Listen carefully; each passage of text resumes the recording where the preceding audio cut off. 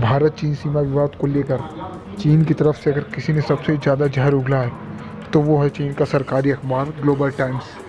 चीन का जो सरकारी अखबार ग्लोबल टाइम्स है वो वही लिखता है जो चीन की सरकार उससे लिखने को बोलती है, और लगातार इस तरह के आर्टिकल्स वो छाप रहा है जिससे वो साफ समझ में आता है कि दरअसल ग्लोबल टाइम्स इसलिए सब आर्टिकल्स छाप रहा है क्योंकि भारत जो इस समय बॉर्डर पर एक आक्रामक कार्रवाई कर रहा है और कई सारे देश जो उसके खिलाफ़ एकजुट हो गए हैं। इससे वो काफ़ी ज़्यादा डर गया है और इसे दिखाने के लिए अपने नागरिकों को कि चीन अभी भी अपने दुश्मनों के सामने डट कर खड़ा है, वो किसी से नहीं डरता है, एक शहंशाहवादी अपनी जो स्थिति है उसको दोबारा से कायम करना चाहता है।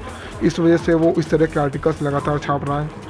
मगर ध्यान देने वाली बात यह है कि जो अखबार है ग्लोबल टाइम्स ये सभी इंग्लिश में छापता है। और अभी इसने एक आर्टिकल छापा था, लिख के आ रहा है स्क्रीन के सामने आपके, India pledge with the fire spicing G7 expansion.